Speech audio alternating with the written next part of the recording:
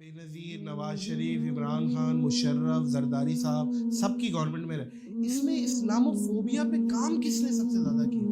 دیکھیں، اسلامو فوبیا تو پاکستان کا مسئلہ نہیں ہے، یہ عالمی مسئلہ ہے؟ یہ مغرب کا مسئلہ ہے۔ اچھا، یہ مغرب کا مسئلہ ہے، ٹھیک۔ اور اس کا حل ہمارے حکمرانوں کے پاس نہیں ہے۔ اس پر اگر بات کی جا سکتی ہے تو انٹلیکچوئل لیول پر کی جا سکتی ہے، یا وہاں پر جو حقوق انسانی کے ادارے ہیں یا اہل مذاہب ہیں ان کے ساتھ مکالمہ کیا جا سکتا ہے۔ ابھی گزشتہ سال بھی میں کینیڈا میں مسلمانوں کی دعوت پر گیا اور ایک سیشن تھا اسلامو فوبیا کے عنوان پر، تو میں نے بتایا کہ فوبیا کہتے ہیں کہ کوئی شخص فرض کر لے یا اس کی سوچ پر یہ بات طاری ہو جائے کہ فلاں چیز سے، فلاں جانور سے، فلاں فرد سے، فلاں مذہب سے مجھے خطرہ ہے۔ تو اسلاموفوبیا کی ٹرمینالوجی تو پہلے بھی خال استعمال ہوئی، لیکن 9/11 کے بعد اس کا بکثرت استعمال ہوا اور انہوں نے ٹیررزم اور اسلام کو ہم معنی فرض کر لیا۔ صحیح، یہ ان کی غلط فہمی بھی تھی، بالکل نفرت بھی تھی، ایجنڈا بھی تھا، اور وہ ظاہر تو اپنے آپ کو وہ سیکولر کلیم کرتے ہیں، لیکن 9/11 کے بعد جارج بش نے جو پہلا خطاب کیا تھا تو انہوں نے کہا تھا کہ یہ کروسیڈ ہے، صلیبی جنگوں کا حوالہ دیا۔ اس کا مطلب ہے کہ ان کے ذہن میں کہیں نہ کہیں یہ نفرت موجود ہے۔ تو میں نے ایک موریتانیہ کے ڈاکٹر محمد اولد صلاحی تھے، جب جہاد افغانستان ہو رہا تھا تو اس وقت امریکہ بھی اس کا حامی تھا، عالم عرب بھی حامی تھا، وہ موٹیویٹ کر کے لوگوں کو ادھر لاتے تھے۔ تو ڈاکٹر محمد اولد صلاحی آیا یہاں پر، اس افغانستان کے سوویت یونین کے خلاف جہاد میں حصہ لیا۔ پھر جب 9/11 ہو گیا تو وہ یہاں افغانستان میں ٹرائبل ایریا میں رہا۔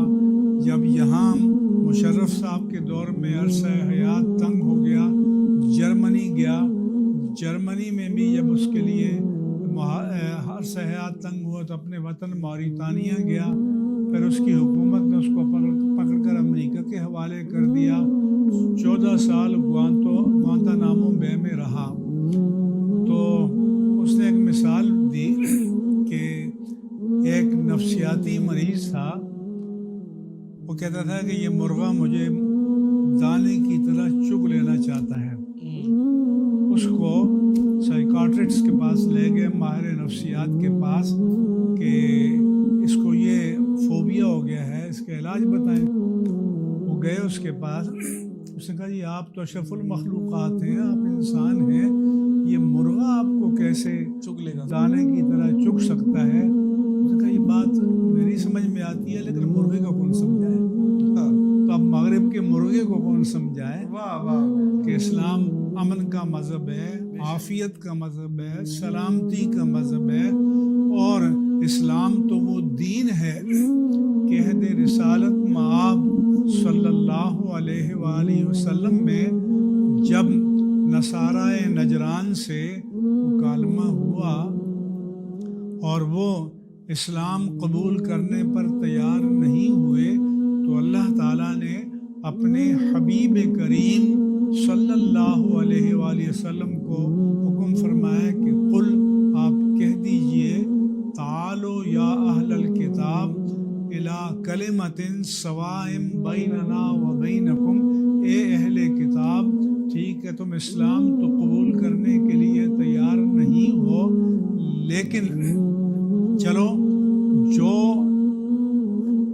تمہارے اور ہمارے درمیان کامنالٹیز ہیں مشترکات ہیں ان پر آ جاؤ کہ اللہ نعبد الا اللہ، کہ اللہ کے سوا ہم کسی کی عبادت نہیں کریں گے، ولا نشرک بہ شیئا، اس کے ساتھ کسی کو شریک نہیں ٹھہرائیں گے، ولا یتخذ بعضنا بعضا اربابا من دون اللہ، اور اللہ کو چھوڑ کر اپنے میں سے کسی کو رب نہیں مانیں گے۔ تو تمہارا دین تورات بھی یہی کہتی ہے، بائبل بھی یہی کہتی ہے، تو چلو ان پوائنٹس پر آ جاؤ، لیکن ظاہر ہے کہ وہ نہیں آئے۔ تو اس لیے کامونیلٹیز پر کل بھی بات ہو سکتی تھی، آج بھی بات ہو سکتی ہے، اور انسانیت کو نفرت سے، دہشت گردی سے، عصبیت سے، نفرت انگیزی سے بچانا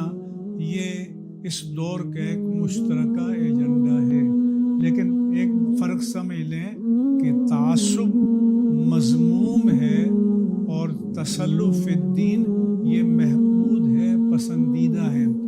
تعصب کے بارے میں جب اللہ کے رسول صلی اللہ علیہ وآلہ وسلم نے عصبیت کی مذمت فرمائی کہ لیس منا من مات علی عصبیہ من قاتل علی عصبیہ، کہ جو عصبیت پر مرا، عصبیت کی خاطر لڑا، وہ ہم میں سے نہیں ہے۔ تو آپ سے پوچھا گیا کہ یا رسول اللہ صلی اللہ علیہ وسلم مل عصبیہ، عصبیت کیا ہے؟ آپ نے فرمایا کہ تعین اخاک علی الظلم، کہ آپ کو پتہ ہو کہ آپ کا بھائی ظلم کر رہا ہے، غلطی پر ہے، اس کے باوجود تو اس کا مددگار اور ہم نوا بن جائے۔ البتہ تسلط فی الدین یہ پسندیدہ ہے کہ اپنے صحیح عقیدے پر، ایمان پر مستقل مزاجی کے ساتھ قائم رہنا، تو ہم دین میں تسلط کے قائل ہیں، تعصب کے قائل نہیں ہیں۔ اچھا مفتی صاحب، بریلوی مسلک اور سنی مسلک کیا یہ آپس میں تفریق ہے، دو الگ چیزیں ہیں یا کیا ہے؟ بتائیں۔ بریلی یہ تو ہمارے انڈیا کا شہر، اور امام اہل سنت امام احمد رضا خان قادری محدث بریلی رضی اللہ تعالیٰ عنہ کا شہر ہے، اور وہ بریلوی اپنے شہر کی نسبت سے کہلاتے ہیں۔ عقیدوں میں فرق ہے؟ ہاں، عقیدوں میں فرق ہے؟ نہیں عرض کرتا ہوں جی جی، کہ ان کی وصال کو 104 سال ہو گئے ہیں۔ جی جی بالکل ہو گیا، ان کی عمر 68 سال تھی۔ ٹھیک ہو گیا، اگر 68 سال جمع کر دیں تو 172 سال ہو گئے۔ ٹھیک ہے۔ تو مسلک 172 سال پہلے وجود میں نہیں آیا، یہ تو قرن اول سے چلا آ رہا ہے، اور مسلک ہمارا ہے اہل السنہ والجماعہ۔ ٹھیک، اس لیے امام اہل سنت نے بھی فرمایا کہ صحابہ نجم ہے اور ناؤ ہے عطرت رسول اللہ کی، اہل سنت کا ہے بیڑا پار کہ اصحاب حضور نجم ہیں اور ناؤ ہے عطرت رسول اللہ کی، کہ اہل سنت کا بیڑا پار ہے کہ میرے اہل بیت کی مثال سفینہ نوح کی ہے، من رکب فیہا نجا، جو اس میں سوار ہوا وہ نجات پا گیا، اور میرے اصحاب کی مثال ستاروں کی مانند ہے، فبئیہ مقتدیتم اہدیتم، جس کے پیچھے چلو گے ہدایت پاؤ گے۔ آپ نے فرمایا تھا کہ جب امت فرقوں میں بٹ جائے گی تو ایک فرقہ ناجیہ ہوگا، ما انا علیہ و اصحابی۔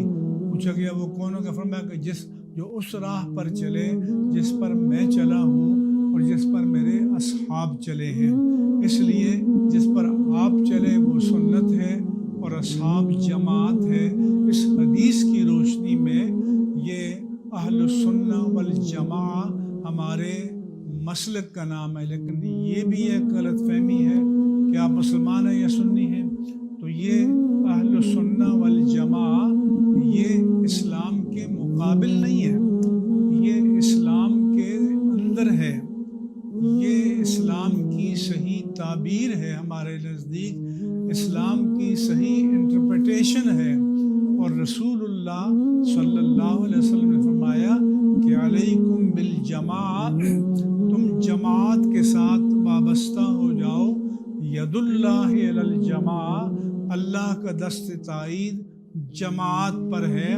فرمایا کہ للانسان ذئب کذئب الغنم، جس طرح بکریوں کو بھیڑیا شکار کرتا ہے، یأت الشاة القاصیۃ او الناہیہ، کہ جو بھیڑ یا بکری ریوڑ سے دور چلی جاتی ہے، ایک سائڈ پہ چلی جاتی ہے، بھیڑیا اس کو شکار کر لیتا ہے۔ تمہیں بھی چاہیے کہ جو مین اسٹریم ہے اہل سنت و جماعت، اس کے ساتھ وابستہ رہو، جڑ کر رہو۔